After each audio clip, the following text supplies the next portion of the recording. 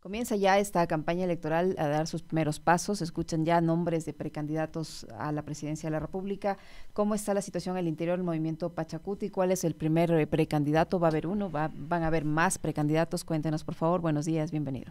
Sí, muy buenos días con todos los amigos que están en sintonía, Alexis y Licenia. Qué gusto. Qué gusto ver a los tiempos. Yo le decía que se están dando ya los primeros pasos para la campaña electoral, para la contienda electoral del 2025, y se escucharon la semana pasada ya algunos nombres de precandidatos a la presidencia de la República: Bolívar González, Carlos Rabascal, Leonidas Issa, por ejemplo, en representación, Bolívar Armijos, también Leonidas Issa, Leonidas Issa, por ejemplo, en representación de Pachacuti. Eso yo le preguntaba cómo está el momento, la situación en Pachacuti. ¿Hay ya una definición o solo se están soltando nombres? ¿Cómo se va a definir el candidato a la presidencia por Pachacuti? Bueno, primero decirles que yo estoy asumiendo cerca de 2 meses, huyendo por el tercer mes, la Coordinación Nacional del Movimiento Pachacuti. Estoy en un proceso de conversación en el territorio, con algunos alcaldes, con prefectos, con algunos actores sociales, políticos. Creo que recibo un Pachacuti disperso, dividido. Algunos asumen que son de izquierda, otros que son de derecha. Una situación compleja. Bueno, como en todo partido político también hay tendencias de izquierda y de derecha. Sin embargo, el movimiento Pachacuti nace a la luz de las luchas sociales, a la luz de las organizaciones sociales, y por lo tanto significa que tenemos que repensar, retomar el proyecto político original del movimiento Pachacuti.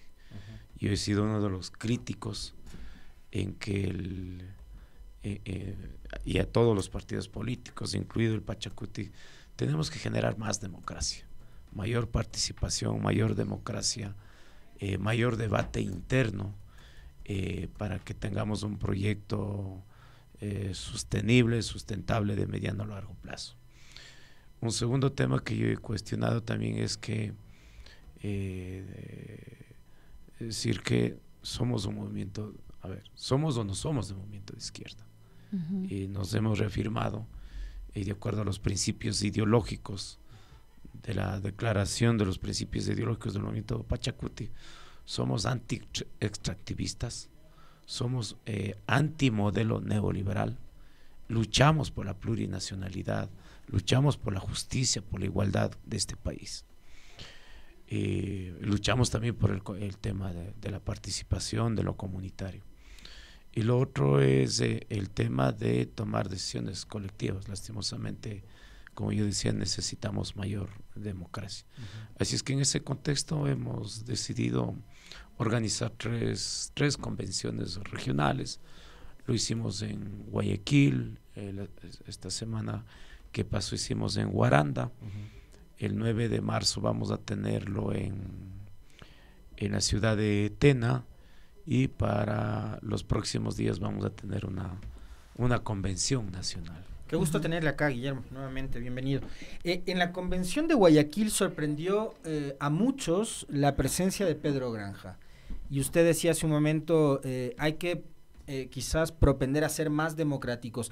Ese ser más democráticos del que habla Guillermo Churichumbi, ¿convoca a ser más democráticos también por fuera de las filas de Pachacuti, a actores que militan en la centro-izquierda, en la izquierda, como podría ser, por ejemplo, Pedro Granja, con quien podrían en algún momento sentarse, más allá de lo que sucedió en Guayaquil hace una semana, a dialogar para conformar una alianza? La democracia hay que hacerlo interna y externamente. Porque vemos con mucha preocupación, yo sí veo con mucha preocupación cómo le están despedazando al país. ¿De qué manera le están despedazando? ¿Cómo están despedazándole al Estado ecuatoriano? ¿Cómo lo han despedazado? Eso veo con mucha preocupación. Probablemente con algunos amigos oyentes no compartirán, pero yo veo con mucha preocupación cómo con la ley de eficiencia económica se les perdona cerca de 4.200 millones de dólares. Hace un ratito estoy escuchando al economista Vilma Salgado. en los últimos años cómo se han perdonado cerca de 80,000 millones de dólares. Y la deuda externa bordea por los 70,000 millones de dólares. O sea, ¿cómo es que a unos se les perdona las deudas que por obligación deberían pagar como todo ecuatoriano, pero se les perdona a unos cerca de 4.200 millones de dólares, y luego con el incremento del IVA del 12 al 13, ahora del 12 al 15%, es decir, con $1 que comprábamos antes 6 panes, ahora tendrá que comprar 4 panes. O sea, eso me parece una cuestión de injusticia, de inequidad. Un segundo tema, no se olvide que la Constitución ecuatoriana es un Estado es un garante de derechos. El Estado ecuatoriano es, por lo tanto, garantista de derechos. ¿Y usted qué opina de quienes nos quieren volver a la Constitución del 98? Esto significa que deberíamos nosotros defender el derecho a la educación, el derecho a la salud, el derecho a la seguridad, el derecho al empleo, el derecho a la identidad, el derecho a la cultura. ¿Usted qué opina de quienes nos quieren volver a la Constitución del 98, por ejemplo? Hay muchas voces. Ahora última ha aparecido César Ron con mucha fuerza, ex ministro de Obras Públicas del gobierno de Lazo, ex asambleísta social cristiano. Ha habido algunos otros actores como Simón Espinosa y algunos otros tantos que nos quieren volver nuevamente a la Constitución del 98 porque dicen que esta en efecto es demasiado garantista. No, pues es que primero nosotros necesitamos, a ver, si pensamos retroceder el 98, hubo algunas falencias. En el 98 yo estuve de asambleísta alterno con el doctor Julio César Trujillo, estuve yo, e hicimos grandes aportes importantes en el 98. Por primera vez en la historia, en el 98 se reconocieron derechos de las mujeres, derechos de los pueblos indígenas y sobre todo se reconoció los derechos colectivos. Pero en la Constitución de 2008 tenemos avances importantes. Avances importantes en términos de derechos de las mujeres, derechos de la naturaleza, el derecho del buen vivir. Aunque bueno, yo hice una maestría en Derecho Internacional, en Relaciones Internacionales, aunque la Constitución de 2008 también existen algunas contradicciones, pero hay avances muy, muy importantes.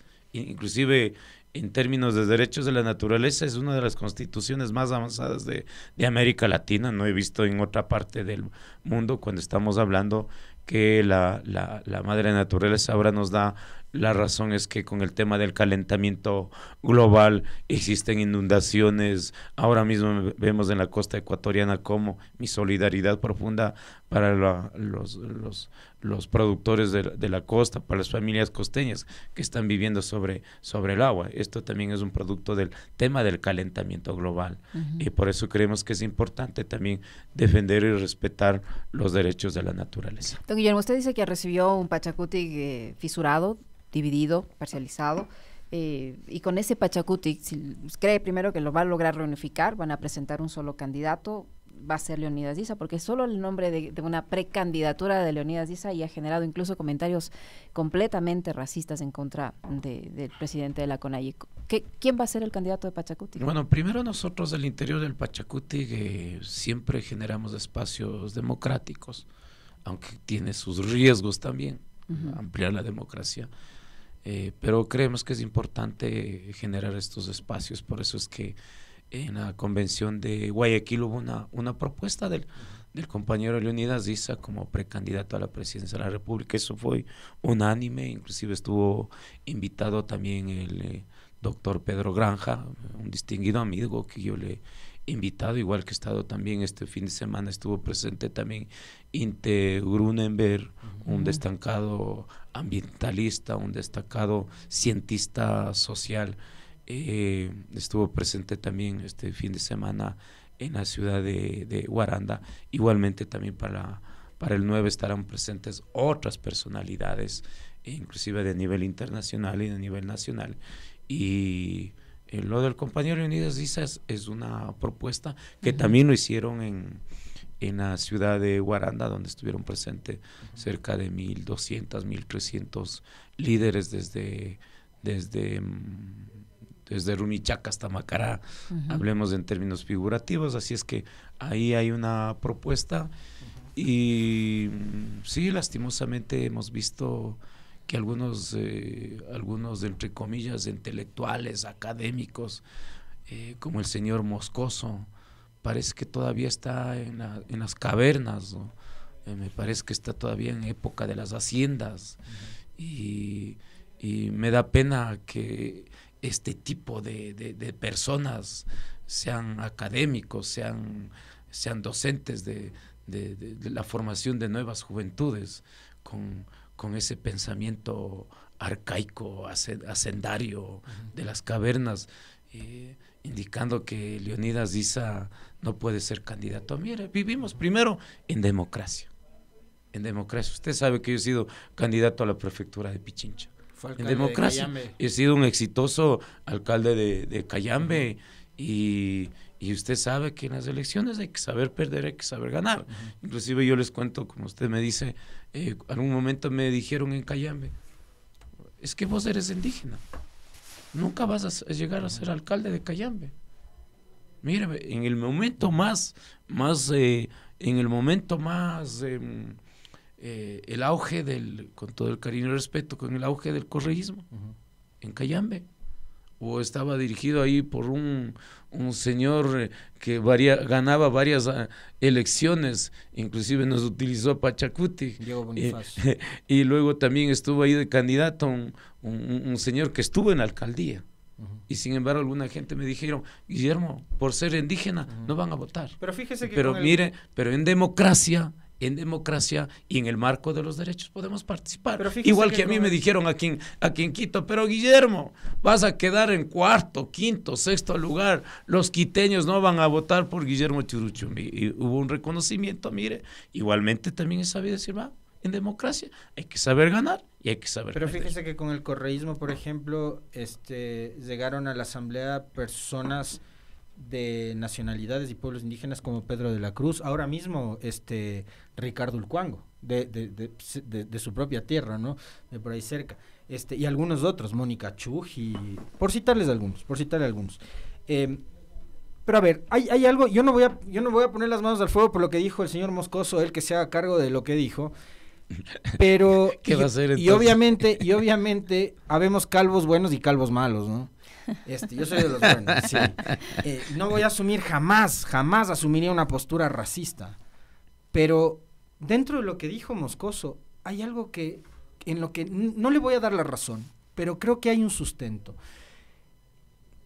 Respetando como el que más la trayectoria, la preparación y el liderazgo que tiene Leonidas Issa, este país está preparado como para tener un presidente o presidenta, me encantaría que sea una mujer, por cierto, indígena. Es decir, hay que ser conscientes, Guillermo, de que Ecuador todavía es un país profundamente machista. Vea usted lo que está pasando con el machista y racista. Machista y racista. Lo que está pasando con la señora Lavinia Balbonesi. Cómo se le utiliza mediáticamente la figura de la primera dama, que es una figura que además no existe, para mejorar o para ayudar a impulsar la imagen del presidente. Este es un país machista y profundamente racista también. Y hay que enfrentar a esa realidad. Por supuesto, Guillermo Churuchumbi lo hizo en Cayambe, lo hice aquí en Pichincha y lo voy a hacer también a nivel nacional. Estos son los nuevos desafíos que tenemos que romper, estos prejuicios, estos pensamientos coloniales. Por eso es que inclusive en estos momentos, la semana pasada, o yo mismo ahora soy catedrático de la Universidad Central del Ecuador, estamos hablando del tema del pensamiento intercultural. O la semana pasada estaba conversando con la rectora de la Universidad de Cuenca, una distinguida dama con un pensamiento muy centrado, con un pensamiento intercultural. Por eso es que necesitamos en el nuevo sistema educativo, en la educación de los jóvenes, de los niños de este país, necesitamos descolonizar nuestro pensamiento. Pero ahí están nuestros desafíos. Precisamente, inclusive, precisamente porque había esos pensamientos racistas hace más de 20 años, 30 años, al indígena era utilizado para que cargue bandera, al indígena utilizado para, inclusive había esos pensamientos racistas donde dice ponchos dorados. ¿Y por qué no podemos nosotros? Nosotros tenemos el derecho de ir a la escuela, tenemos el derecho de ir al colegio, a la universidad, en caso mío. Yo tengo mis licenciaturas, mis posgrados, mis maestrías, y viajado a nivel internacional. Y todos los ecuatorianos tenemos ese derecho, no solo los indígenas, todos los ecuatorianos, hombres y mujeres, tenemos el derecho a la educación, tenemos el derecho a la salud, tenemos el derecho a un empleo digno. Así que no puede ser posible que ciertas élites, en su pensamiento colonial, en su pensamiento hacendario, estén pensando que el bienestar debe ser de unos pocos. El bienestar debe ser para todos los ecuatorianos y ecuatorianas. Don Guillermo, se habla de una izquierda fracturada, y yo le escuchaba al señor Leonidas hablar de la que no se pueden equivocar esta vez, que deben construir la unidad. Estamos en un escenario totalmente contrario, la derecha fortalecida y la izquierda fragmentada. En esa construcción de la unidad a la que se refiere el señor Leonidas Issa, ¿se puede abarcar a todos los que representan la izquierda? ¿Ustedes están abiertos a esa posibilidad? Al menos desde el movimiento Pachacuti y manifestados desde el centro a la izquierda necesitamos juntarnos. Necesitamos levantar un proyecto de país, un proyecto que recoja de ese Ecuador profundo. Por eso es que en estos momentos nosotros, desde las convenciones regionales, en la costa, en la sierra, en la Amazonía, mire, nosotros estamos, yo estoy aprendiendo. Por ejemplo, estuve el fin de semana ahí en el Golfo de Guayaquil. Dice, nosotros los concheros, los cangrejeros, no somos tomados en cuenta ni en el sistema de la economía solidaria, peor en el tema de los derechos, ni estamos considerados como pescadores artesanales, pero que no estamos tomando en cuenta estas particularidades. Mire, cuando uno se camina en el territorio, se aprende. Ahí vemos que existen unos emprendimientos maravillosos, es decir, que este Ecuador, que lastimosamente en los últimos años se ha impuesto un modelo neoliberal. Científicamente, técnicamente, las ciencias sociales nos dice que el modelo neoliberal es la concentración, existe crecimiento económico en el modelo neoliberal, pero es la concentración de la riqueza en pocas manos, el empobrecimiento de la mayoría de los ecuatorianos. Así es que por eso creo que es importante que desde el centro hacia la izquierda, inclusive aquellos empresarios progresistas, aquellos empresarios patriotas, aquellos empresarios que han sido honestos, que pagan sus impuestos de manera responsable, creemos que es importante generar procesos de unidad. ¿Con la Revolución Ciudadana también? Por supuesto, necesitamos conversar. Necesitamos sincerar, hablar con franqueza en este país para sacarle adelante, porque lastimosamente nos estamos yéndonos a un hoyo profundo. Mire, en estos momentos los niños que en algunos lados están cerrados los centros infantiles.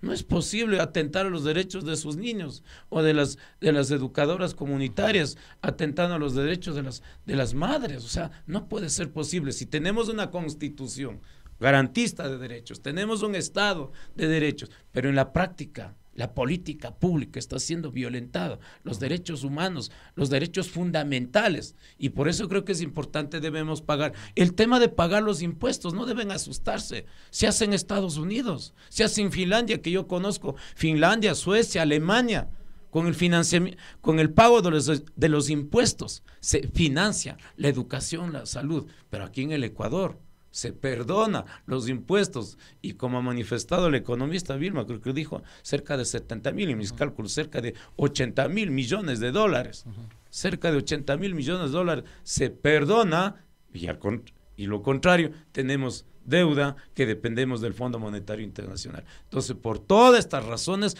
creemos que es importante repensar, recoger propuestas de ese Ecuador profundo, que también necesitamos unidad de la gente del campo, de la ciudad. Necesitamos también generar un espacio de debate a actores sociales y actores políticos para sacar adelante a nuestro país.